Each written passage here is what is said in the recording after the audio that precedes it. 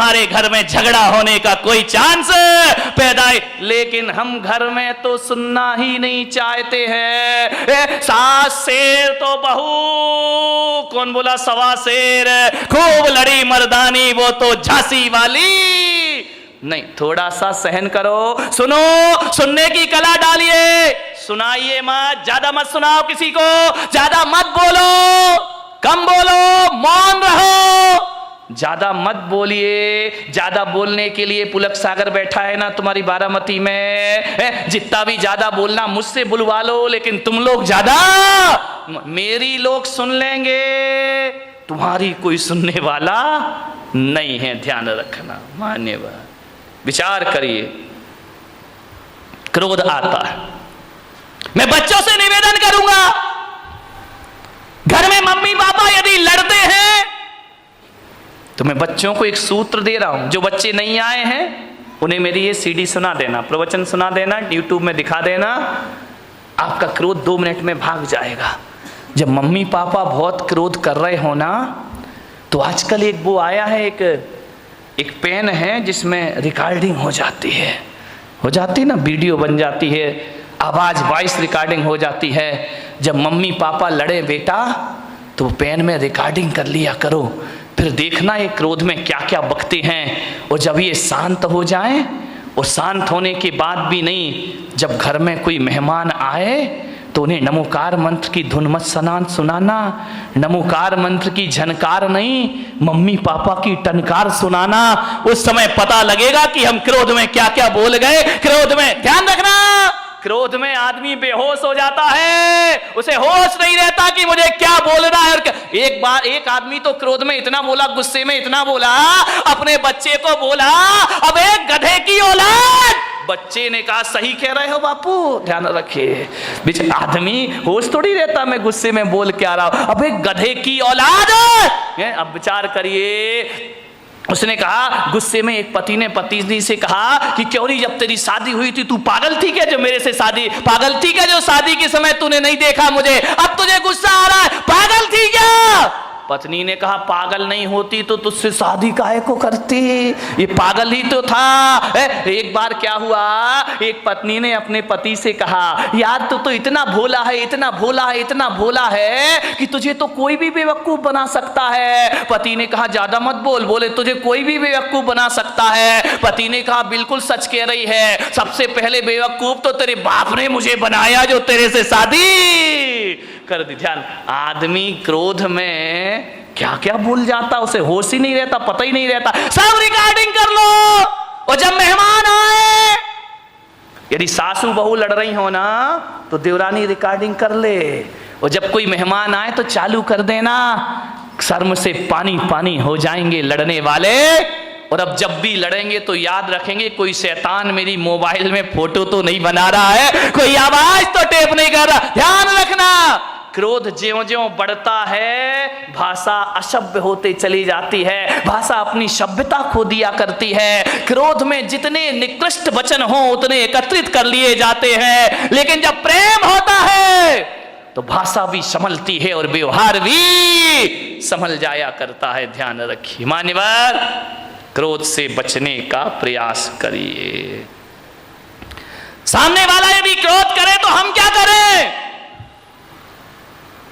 मालूम है? जब हम लोग बचपन में थे तो साइकिल चलाना सीखते थे।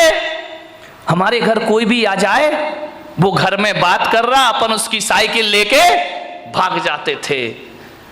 कभी कभी कोई साइकिल नहीं देता था ना, तो एक शैतानी कर देते थे, उस साइकिल की हवा निकाल दिया करते थे, साइकिल में सुई कांटा चुभो के पंचर कर दिया करते थे, फिर वो आदमी घर नहीं जा पाता था। मैं भी आपसे कह रहा हूँ, ऐसी शैतानियाँ तुम लोग मत करना जो हम लोगों ने बचपन में की हैं, लेकिन आपसे कह रहा हूँ इस दिमाग में भी बहुत क्रोध की हवा भरी हुई है। और जब क्रोध की हवा भर जाए और जब क्रोध प्रकट होने लगे, उसे पंचर कर देना, थोड़ा सा क्रोध की हवा निकल जाएगी, क्रोध शांत हो जाएगा। पंचर कर दीजिए दिमाग को, पंचर कैसे करेंगे? ऐसे मत करना कि तुम यहाँ पे कांटा चुभो रहे हो दिमाग में। पंचर नहीं, ये तो दुर्घटना घट जाएगी। पंचर करने का मतलब इतना ही है कि यदि सामने वाला गुस्सा कर रहा है, क्रोध कर रहा है, तो अपने क्रोध की हवा निकाल दो, अपने क्रोध के टायर ट्यूब को पंचर कर दो। कैसे पंचर कर दो? कि भैया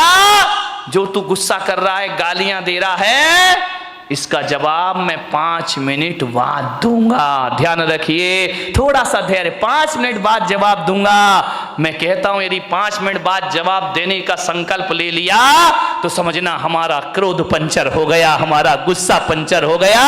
5 मिनट बाद आप उस क्रोध का जवाब कभी नहीं दे पाएंगे। ध्यान, आपको लगेगा यार किन बातों पे लड़ रहे थे, किन बातों पर बहस हो रहा था, ये लड़ने जैसे कोई तो बात ही नहीं। क्रोध को पंचर कर दीजिए।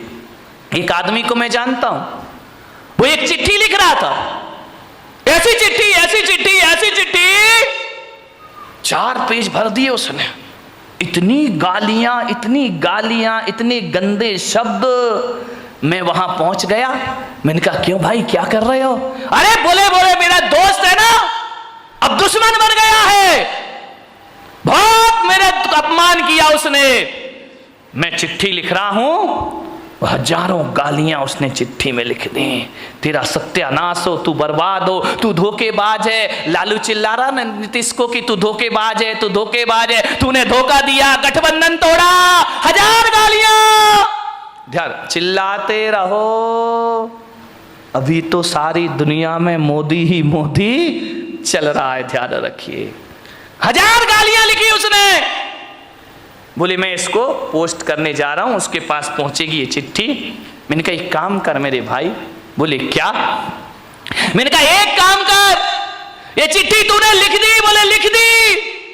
मैंने कहा इसको आज नहीं कल पोस्ट ऑफिस में डालना, लेटर बॉक्स में डालना।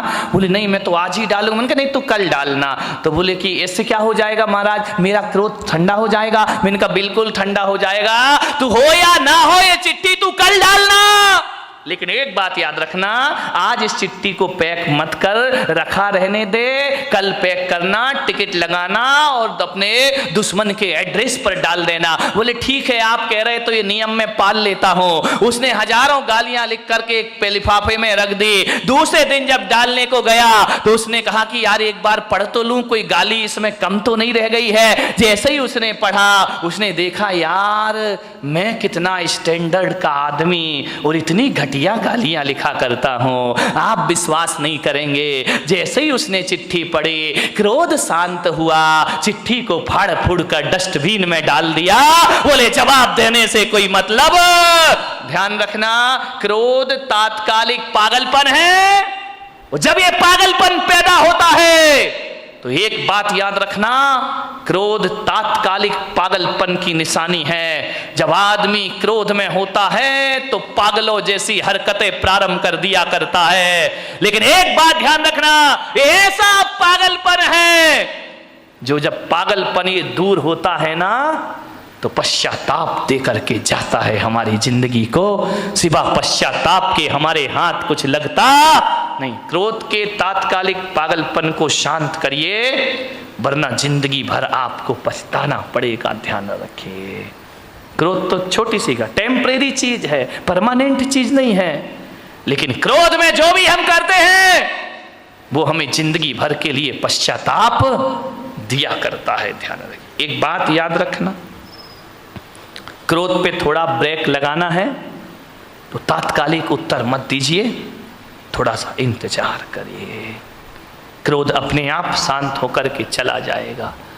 ये क्रोध पैदा क्यों होता है आप बताइए? हर आदमी को क्रोध आता है। क्रोध क्यों पैदा होता है?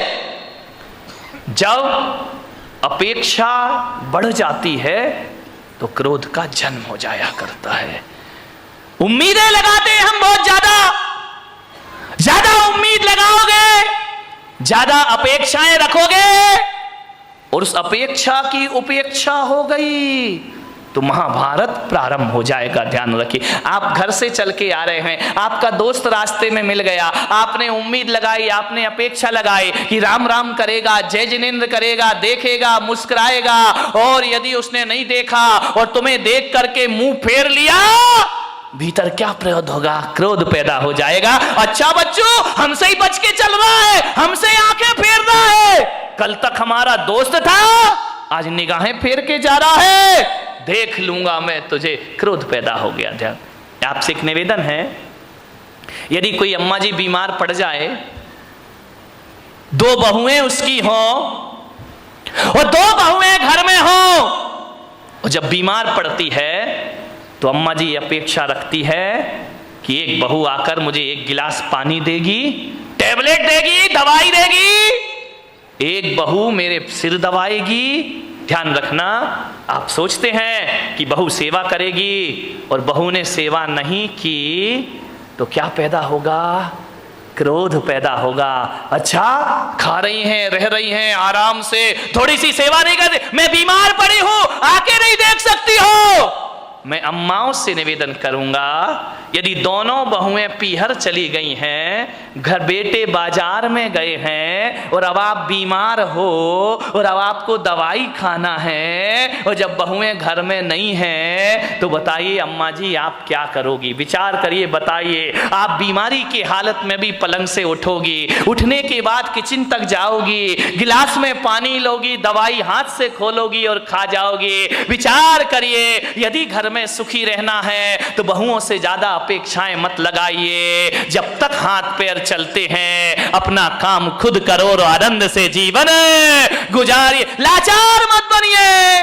ध्यान रखिए, बहू यदि पानी और दवाई नहीं ला रही है तो ये मत सोचना मेरी बहू खराब है, सोचने की तो बात है, बस इतना सोच लेना मेरी बहू पीहर गई है और मैं यहां पर अकेली हूं। अपना काम खुद करो। ध्यान रखिए, भगवान के मंदिर में जाओ तो ये मत कहना कि मेरे बच्चे और बहू बुढ़ापे में मेरी सेवा करें।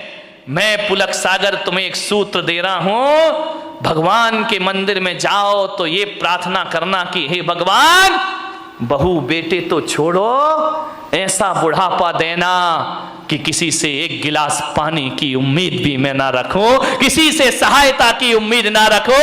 इतनी ताकत देना भगवान कि अपना काम में मरते दम तक अपने हाथों से, फिर लड़ाई कहां से होगी, फिर झगड़े कहां से होंगे? हर काम अपने हाथों से कर लीजिए, ज्यादा अपेक्षाएं मत लगाइए, ज्यादा मत सोचिए। ज्यादा सोचेंगे नकारात्मक विचार पैदा होंगे। ध्यान रखिए, यदि अपना काम खुद कर लो। एक बात ध्यान रखना, लोग कहते हैं कि आराम करने से आदमी स्वस्थ होता है, और मैं पुलक सागर कहता हूं कि काम करने से आदमी स्वस्थ हुआ करता है। कौन है धनपति? एक बात बताइए, एक सेठ, 20 नौकर चाकर, दर्जनों गाड़ियां जिसकी यहां खड़ी हैं, एक गिलास पानी भी अपने हाथ से भर के नहीं पीता। नौकर पानी लाके देते हैं, दूध वाला दूध लाके देता है, सब्जी वाला सब्जी लाके देता है, बहुएं हाथों पे खाना लिए खड़ी रहती हैं, 4 नौकर आगे और 4 नौकर पीछे चलते हैं। ऐसी जिंदगी बना ली इस आदमी ने, बिना नौकरों के जिंदगी नहीं चलती है। और एक बात बताओ मेरे भाई, जिस दिन नौकर नहीं आए उस दिन क्या हालात होंगे तुम्हारे? जिस दिन बहुओं ने देना बंद कर दिया उस दिन क्या हालात होंगे तुम्हारे? मैं उस आदमी को धनपति नहीं मानता जिसका पानी का गिलास नौकर लेके चलता है। अरे आप विचार करिए, अपने पीने के लिए एक गिलास का पानी भी ना ले पाओ तो तुमसे बड़ा अपाहिज इस धरती पर कोई दूसरा नहीं हो सकता है। तुमसे बड़ा विकलांग कौन होगा? नौकर ना आए तो पानी नहीं पी सकता, नौकरानी ना आए तो चाय नहीं बन सकती।